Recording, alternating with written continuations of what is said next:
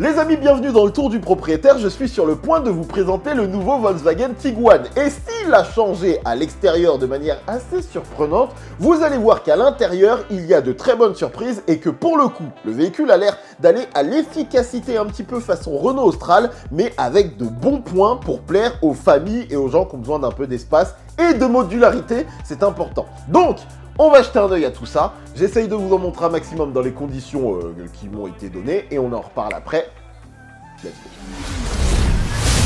Et les amis, voici le nouveau Volkswagen Tiguan qui, comme vous pouvez le voir, semble se rapprocher un petit peu de la première génération. J'y vois plus de rondeur et forcément, ça, à première vue, ça en impose peut-être un peu moins que la génération précédente qui se voulait plus cubique et pour autant, je le trouve un petit peu séduisant pour le grand public. On parle vraiment des potentiels acheteurs parce que, certes, il n'en fait pas trop et c'est quelque part ce qu'on attend de Volkswagen, mais il y a de la nouveauté et une identité qui change. Si on parle un petit peu du capot, on garde, malgré cette petite rondeur qui lui donne une sorte de proximité avec la gamme ID du caractère. Vraiment, vous voyez, c'est rond, mais juste avec les petits détails de style et les éléments de force dans la carrosserie qui viennent lui donner le côté SUV qu'on attend.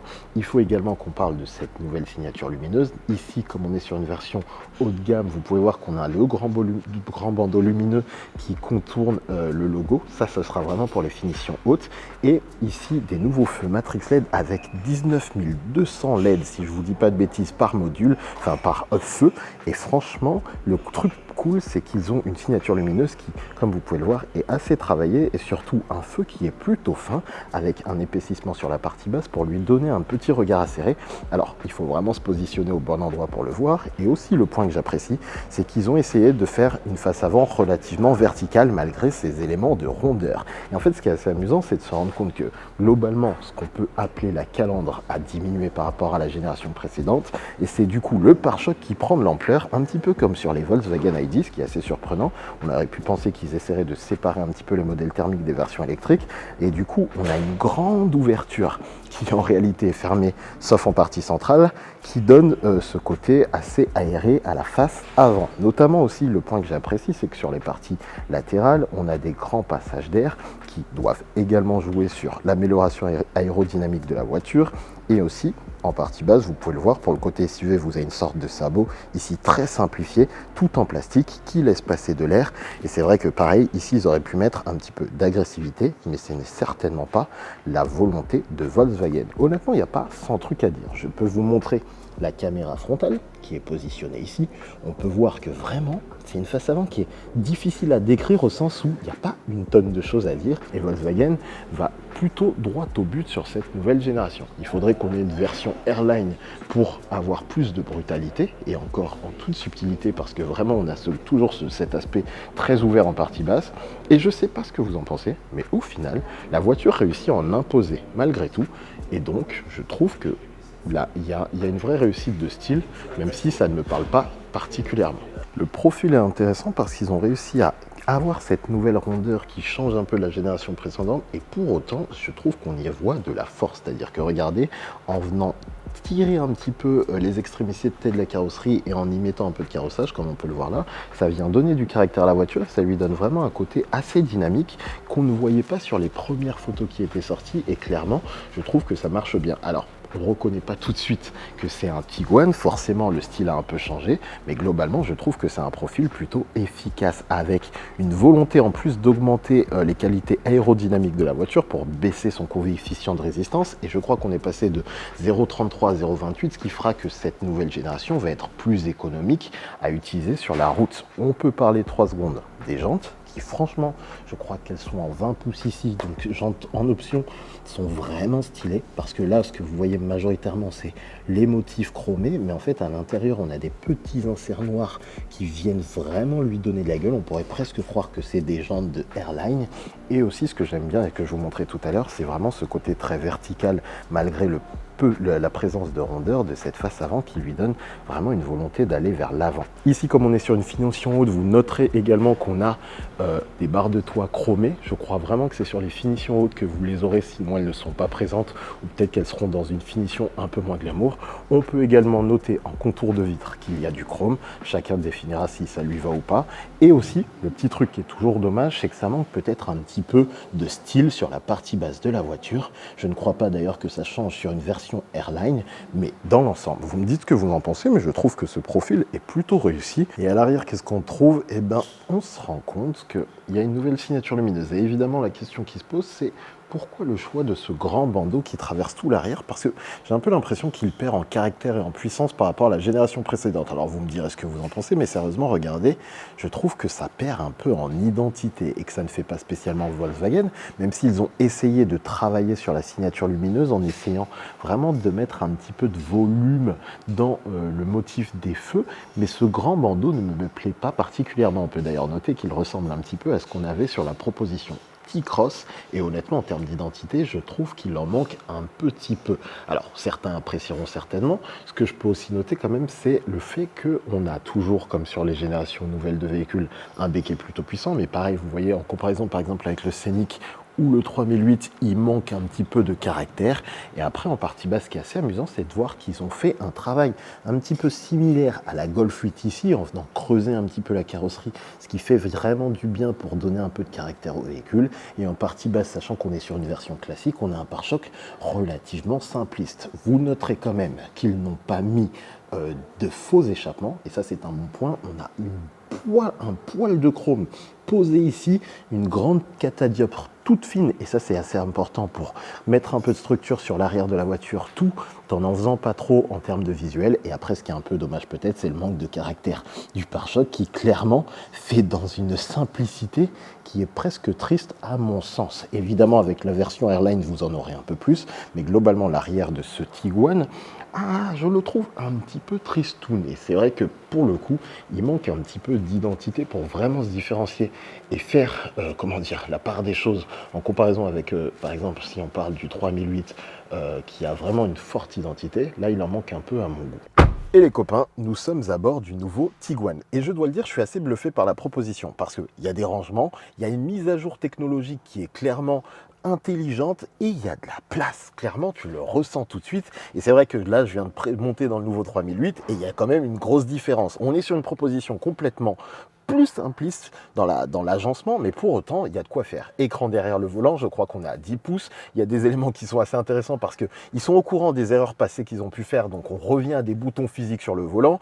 On a un commodo qui passe pour les vitesses, marche avant, marche arrière, etc. derrière le volant, ce qui nous permet, comme très souvent, de libérer de la place ici, et vous allez voir, c'est pas mal. On a un écran qui est en option, mais qui est immense, puisqu'on est sur du 15 pouces avec un nouveau système multimédia dont je dois vous parler parce qu'il tabasse. On a des rangements, parce que pour le coup, regardez, c'est assez impressionnant. Vous avez ici un étage de rangement sur lequel, par exemple, vous pourriez mettre votre téléphone ou votre portefeuille ou je ne sais quoi qui puisse être utile. Et si vous n'en avez pas besoin, juste en dessous, vous allez lever cette petite pièce, même si d'ailleurs en termes de finition, c'est pas incroyable. Vous allez avoir accès à 2 ports USB type C et 2 éléments zones de charge à induction qui sont en plus ventilés, qui envoient du 15 watts en charge en induction. Les 2 ports USB type C envoient du 45 watts. Donc on commence à rentrer dans quelque chose de très sérieux dans les véhicules. Et en plus, une fois que votre téléphone est mis en place, hop, vous rebattez le petit plancher et vous avez réaccès à une zone pour votre portefeuille, etc. Parce que souvent, les zones de charge à induction prennent de la place sur le reste. Ils ont également pensé à mettre un petit peu plus de simplicité, d'ergonomie dans la voiture, et ça fait du bien avec ce bouton qu'on avait, je crois, vu dans l'ID2 concept. Et en fait, ce qui est vraiment cool, c'est que c'est une molette qui va vous permettre de prendre le contrôle sur le volume si vous le souhaitez, mais elle permet également, si j'appuie ici, de choisir les modes de conduite. Et également, si j'ai besoin, de choisir, je swipe comme ça, les éclairages d'ambiance. Comme vous pouvez le voir, regardez, quand je swipe la molette, ça change les éclairages d'ambiance. Le seul petit point que j'aurais voulu, c'est qu'on puisse également contrôler la clim côté conducteur et côté passager à partir de cette molette, et même dans un monde parfait, complètement contrôler les interfaces multimédia à travers cette molette, comme on pouvait le faire auparavant dans les véhicules. Mais déjà, ils ont conscience que le tactile, c'est un petit peu embêtant, et vous allez voir qu'ils ont vraiment essayé d'optimiser ce nouveau système. Mais en plus de ça, je vous parlais de rangement et regardez ici ce qui se passe puisque vous allez avoir un porte-gobelet mais qui est extractable, ce qui fait que quand vous l'enlevez, regardez-moi l'espace disponible. Et on pourrait se dire, mais ça s'arrête là, c'est déjà pas mal en rangement. Mais ça ne s'arrête pas là puisque sous la coudoir, regardez, vraiment, pour le coup, vous allez pouvoir ranger des choses dans la voiture. Et on pourrait même se dire, ça s'arrête là, mais en fait non, ça ne s'arrête pas là puisque regardez ce qu'il y a sous la coudoir. J'ai pu noter qu'il y avait un emplacement pour par exemple venir mettre un permis ou les papiers de la voiture, également mettre une carte, mettre des pièces, et ça, c'est les petits détails intelligents qui font que la vie va être plus pratique à bord de la voiture si vous avez l'information. On peut également jeter un œil à la boîte à gants qui est plutôt conséquente. Le petit point embêtant, c'est que ça, c'est super sympa de pouvoir l'extraire, mais il rentre dans la boîte à gants, donc très honnêtement, c'est plutôt pas mal. Vraiment, sur les rangements, je suis assez bluffé parce que pour le coup, il y a de la place et ça, c'est un point important. En plus, en partie haute, on a un porte-luette net. Je sais qu'il existe une version qui peut bénéficier d'un toit ouvrant. Malheureusement, nous, aujourd'hui, on a celle-ci et c'est pas le cas. Par contre, vous notez que l'intérieur coloré fait du bien avec des éléments qui pourraient presque laisser croire qu'ici c'est du tissu, sauf qu'en réalité c'est du plastique avec de fausses surpiqûres, mais qu'on est sur le travail d'éclairage d'ambiance, sur le placement des aérateurs qui sont ici en zone centrale partie basse et ici sur les extérieurs en partie haute. Je trouve qu'on a une vraie évolution chez Volkswagen. J'avais peur qu'il soit dans la continuité de la Golf 8 et là on peut voir que d'après ce qu'on m'a expliqué, le but du jeu c'est un peu de faire une sorte de mini Touareg et honnêtement je dois dire qu'il y a quand même une sensation de finition qui est mieux faite que ce que j'avais pu expérimenter dans Golf 8 par exemple. Et donc dans l'ensemble je suis plutôt satisfait, vraiment les sièges sont assez sympathiques. Franchement, pour le coup, le maintien est assez bon et on a une sensation de confort assez agréable. D'ailleurs, je crois que c'est des sièges qui sont nommés ErgoActive avec 64 possibilités de réglage. Ils sont chauffants, ventilés et massants avec pas mal de possibilités de réglage ici, je crois. Vous voyez, je peux régler les massages, mais on va s'attarder là-dessus plus tard, je vous l'ai déjà dit. Et aussi, vous pouvez noter qu'on a l'éclairage d'ambiance qui vient s'étendre dans le tableau de bord côté passager avec sur les versions classiques un petit motif Tiguan, sur les versions Airline vous aurez un truc Airline et globalement, franchement, je suis assez bluffé par la proposition qui n'en fait pas trop mais qui pour le coup est assez convaincante. On regarde un peu ce qui nous est proposé côté banquette arrière et c'est super intéressant pour une raison simple, c'est que je sors du 3008 coupé et là on peut parler d'habitabilité. Déjà parce que on a une banquette coulissante et ça pour la famille, pour optimiser le coffre, pour agencer la voiture au besoin, ça fait du bien. Même le Scénic l'a abandonné en version électrique. Et en plus de ça, même si on est très proche de la génération précédente, on peut noter qu'il y a de la place pour les jambes et ça fait du bien parce que ça respire, c'est pas trop complexe et du coup je me sens bien dans la voiture. Évidemment aussi la question qui peut se poser c'est comment on se situe quand on se place au centre. En tant qu'adulte les amis, je dois vous le dire, eh ben, vous allez pouvoir mettre 3 adultes. Alors ce ne sera pas le truc optimal, on est plus sur du 4 places plus une place pour un adulte ou un enfant, mais ça a le mérite de fonctionner. On a de la barre isofix côté extérieur du véhicule, même en position centrale, non je ne crois pas. On a un accoudoir qui me paraissait assez simpliste au début, mais en réalité il est plus malin que ça, puisque regardez, hop, hop, porte-gobelet, ça fait plaisir. Il y a même un petit insert qui va vous permettre de venir insérer une tablette ou un téléphone. C'est pas aussi bien pensé que dans le Scénic, mais c'est une version qui fonctionne. Et hop, je range comme ça. Et ça fonctionne. On a une trappe à ski, j'ai l'impression. Est-ce qu'on a une trappe à ski ? On a une trappe à ski. La banquette peut coulisser sur 18 cm. Si je regarde dans le bloc central, on a 2 ports USB et la possibilité de régler la climatisation avec des aérations plutôt simples. En fait, c'est juste ce qu'il faut. Pour le coup, ça fonctionne bien et c'est assez agréable. On a des petits rangements derrière les sièges. Ils sont d'ailleurs très moussés. Il n'y a pas de découp spécifique pour laisser passer les jambes, mais il y a tellement de place que honnêtement, il n'y a pas besoin. Autre point aussi que je dois noter, c'est l'espace qui est laissé sous les sièges avant pour y mettre les pieds. Là, pour le coup, il y a vraiment un grand effort qui fait que vraiment, en termes de sensation d'espace, on est pas mal loti. Et si je ferme la porte, ouais, on se sent vraiment bien dedans. Au-delà, pour le coup, aucun doute, c'est bien au-dessus de ce que propose le nouveau 3008. Et après, le Scénic a un empattement tellement grand que forcément, il y avait déjà de la place. Mais là, banquette coulissante, la capacité, parce que j'oublie. Mais en fait, regardez, aussi, le point qui est très intéressant, c'est pas seulement la banquette coulissante, c'est également ça. Dossier inclinable sur plusieurs niveaux pour pareil pouvoir gagner du coffre et ça c'est assez appréciable. Je peux même tester rapidement la qualité des appuis-têtes, c'est moussé mais il est quand même pas incroyable et surtout avec l'intégration des cuirs, enfin faux cuir blanc, je dois le dire franchement il gère plutôt bien la proposition qui est très appréciable pour la famille. Vraiment pour la famille, aucun doute. On jette un rapide coup d'œil côté coffre. Alors, on est à 652 litres sur les versions classiques. Ici, c'est une version hybride, donc vous allez voir que tout de suite sous le plancher, c'est rempli, puisqu'il y a une batterie qui monte à 19,2 kWh, si je vous dis pas de bêtises, ce qui devrait permettre jusqu'à 100 km d'autonomie. On peut noter qu'ils ont adapté le subwoofer qui prend la partie latérale sur une version sans moteur hybride. Vous aurez ici une zone qui permettra par exemple de mettre une roue de secours ou plus d'éléments dans votre coffre. Et vous avez évidemment, Dieu merci, des éléments qui vont vous permettre d'accéder facilement à une banquette complètement rabattue qui vous donne un volume de coffre qui est assez conséquent une fois la planche arrière enlevée. Et ça, c'est les éléments qui font plusieurs plaisir, en plus de la banquette qui est coulissante et des dossiers qui sont inclinables pour optimiser le coffre en fonction de vos besoins. On peut également noter qu'il y a des rangements sur les parties latérales, point qui est appréciable, et un port allume-cigare ici si vous avez quelque chose à brancher dans le coffre. Ça aurait été cool d'avoir une petite prise électrique, mais il n'y a pas. Mais en termes de volume, comme on peut le voir, pour le coup, on est pas mal du tout. Et logiquement, le vrai point d'intérêt pour nous se trouve derrière cet écran. Je vais légèrement augmenter la luminosité, il est 15 heures. Alors, vous pouvez voir qu'on a un système qui est en fluidité. Ah, forcément, quand je vous le montre, il y a un petit peu de ralentissement.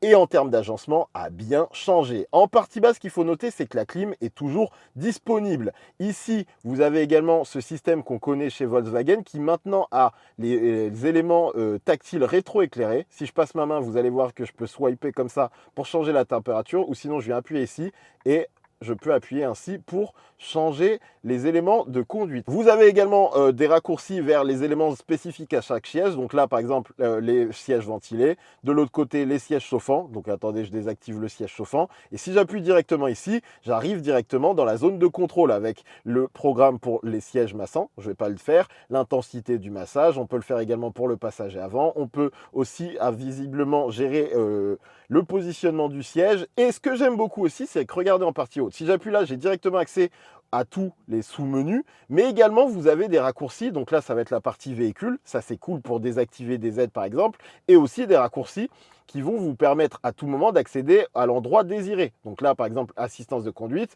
Si j'appuie ici, je suis sur les modes de conduite. Si j'appuie ici, c'est quoi? C'est, je crois, tout ce qui va être aide pour la voiture, la navigation, la musique. Et en fait, le point que j'aime beaucoup, c'est que j'ai la possibilité de les modifier, ces raccourcis. Si je reste appuyé, vous voyez, il me dit tout de suite de choisir le bouton que je veux mettre. Donc, par exemple, je pourrais mettre la gestion hybride. On teste. Effectivement, vous voyez, tout de suite, c'est disponible. Donc, je mets terminé. Et ça, c'est le point cool. Autre point cool, le fait d'avoir encore des raccourcis en partie haute, réglage de la luminosité, passer en mode sombre, par exemple, ou en mode clair, si je le souhaite.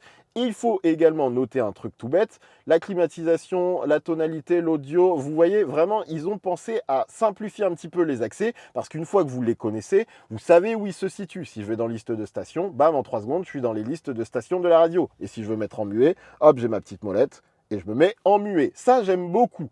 On peut regarder un petit peu ce qui est proposé. L'interface, vraiment, est plus légère et plus compréhensible. Ça, c'est le point important. Il y a un assistant vocal que je n'ai pas trop le temps de tester aujourd'hui, mais qui, je crois, a pas mal de possibilités. Ici, assistant de configuration. Là, ça doit être la zone liée à l'autonomie, vu qu'on est sur une version hybride. Donc ça, bon point. Je peux notamment définir le niveau de recharge. Je reviens ici, on va sur la page suivante. Donc toute la zone téléphonie, à savoir qu'il y a Android et CarPlay sans fil. Donc bon point. Ça, c'est les astuces. On va dans la partie véhicule. Vous pouvez voir qu'on voit les éléments statut. Est-ce que je peux tourner autour de la voiture? Non, ça, je ne peux pas. Vous voyez, j'ai des petites notifications. Si je vais dans afficher, qu'est-ce qui se passe? Ça m'affiche mon autonomie. Je peux voir les flux d'énergie. Et si je vais dans véhicule, est-ce que je peux tourner autour de la voiture? Je peux tourner autour de la voiture et on peut voir que c'est plutôt fluide. Donc ça, bon point. Admettons que je veux aller sur éclairage de confort. Et vous voyez la lisibilité des menus, comment elle est bien faite. Ça, c'est vraiment le point qui est appréciable. Le système, c'est vraiment, comment dire, bonifié. C'est vraiment très clair et simple aussi. J'ai pas l'impression qu'il y a 100 000 sous-menus, même si ici, je suppose que par exemple, si je vais dans Réglages, j'ai accès à pas mal de trucs. Mais la fluidité de l'interface et le côté bien plus intuitif que précédemment me plaît à première vue beaucoup. Évidemment, il faudra qu'on vérifie. Là, c'est l'assistant vocal, je teste. Qu'est-ce qu'elle peut faire? Activation. Apparemment. Bonjour Volkswagen. Elle n'a pas trop l'air de fonctionner cette clim. On va tester avec le bouton survolant. J'ai froid. La compréhension est bonne. Côté gauche. Vous aviez, elle a identifié côté gauche, enfin les nouveaux trucs que toutes les voitures un peu modernes savent faire. Donc ça, bon point. Mais globalement, ce système, faites voir. Ah, effectivement. Ok. Franchement, ça a l'air de bien marcher et je trouve que l'intégration est plutôt bonne. À noter que là, on est sur une version 15 pouces, mais que de série, vous avez un écran de 12 pouces et demi, quelque chose comme ça.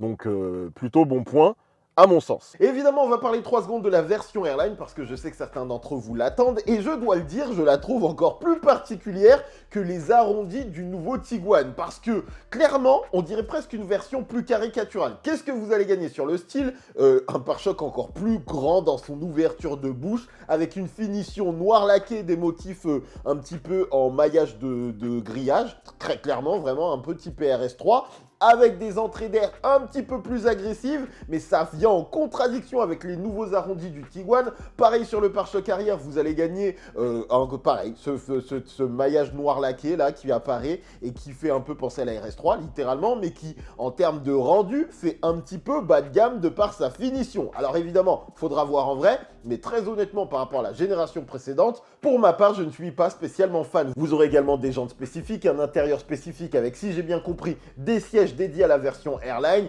Évidemment, il faudra qu'on check ça au détail, mais sur le papier, je ne comprends pas bien les orientations de style de Volkswagen, particulièrement sur cette version Airline, où il y a un peu un mix entre rondeur et volonté d'agressivité, qui, a priori, quand on regarde ça, est vraiment particulier. Dites-moi ce que vous en pensez, mais j'ai du mal, j'ai un peu de mal. Et au côté motorisation, il y a de bonnes nouvelles puisqu'il y a du choix avec de l'hybride rechargeable, de l'hybridation légère, de l'essence et du diesel. Volkswagen n'abandonne pas le diesel, c'est assez intéressant pour ceux qui apprécient. On va avoir l'absence de boîte mécanique, c'est fini, il n'y a que de la DSG sur le nouveau Tiguan. Et on commence avec les diesels, on est sur du 2 litres TDI, disponible en 150 ou 193 chevaux, 4 roues motrices pour la version 193 chevaux. Pour le moteur essence, vous allez avoir le 2 litres TSI disponible en 204 ou 265 chevaux. Les deux versions sont en 4 roues motrices 4Motion. Sur la version hybridation légère, c'est le 1 litre 5 TSI qui est disponible en 130 ou 150 chevaux. Bon point, version traction. Et pour les hybrides rechargeables, vous aurez du 204 ou 272 chevaux pour des boîtes IDSG à 6 rapports disponibles en traction. Donc niveau puissance, on est pas mal. Et niveau choix, on est pas mal. Donc à vous de voir si vous avez des besoins qui rentrent dans ces cases-là. Mais pour le coup, il y a du choix et c'est un bon point. Qu'en dites-vous? Dites-moi. Bref, on arrive à la fin de ce tour du propriétaire qui, je l'espère, vous l'aura plu malgré les conditions complexes qui m'obligent à tourner une partie à la maison. Je déteste ça, mais de plus en plus, les conditions de tournage, c'est une galère. Bref, on fait le taf comme possible et si on peut partager un petit peu d'informations sur un Tiguan qui, très honnêtement, est assez intéressant pour une raison simple, c'est que il n'est pas forcément très beau dans cette nouvelle génération, il n'est pas forcément très sexy, par contre, il est pragmatique et il va à l'efficacité avec un intérieur qui offre de la place, des mises à jour techno qui, à mon sens, sont bonnes. Vraiment, à première vue, il faudra tester plus en détail, mais ça a l'air vraiment pensé intelligemment. Une mise à jour intérieure qualitative, même si forcément il y a des plastiques un petit peu normaux, entre guillemets, à l'intérieur. Mais globalement, j'ai l'impression que c'est une voiture qui va directement à l'efficacité et perd un peu de style. Ça, c'est le point dommage. Mais bref, on testera certainement tout ça plus tard, je l'espère. J'aimerais aussi voir une version Align. J'espère que ce tour du propriétaire vous a plu. Et si c'est le cas, les amis, likez, commentez, soutenez la chaîne, c'est important parce que c'est dur en ce moment de suivre les constructeurs, mais on essaie. Et on se dit à très bientôt pour de nouvelles aventures. Bisous.